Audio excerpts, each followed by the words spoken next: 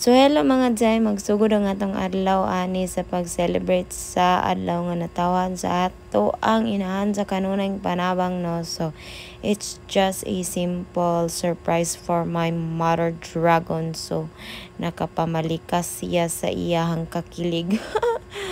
Yes mga Jay, kay dili man gid kayo mi showing nga mga pagkatao mga Zayn no, but this time ato sang ipa-feel kay panagsarabi ning uli mga Zay na ito nung pagid yung birthday din pagkauman adto mga Zay is nag-visit mi kadali sa amo ang papa lolo sa sementeryo mga Zay, kay nakauli man ako ang mama, so naglaag na lang pud mi dito bagong balay sa kuang lolo no. Then pagkauman is niambak mi dito sa public cemetery kay naman po may mga relatives nga kailangan doawon dito mga Jay.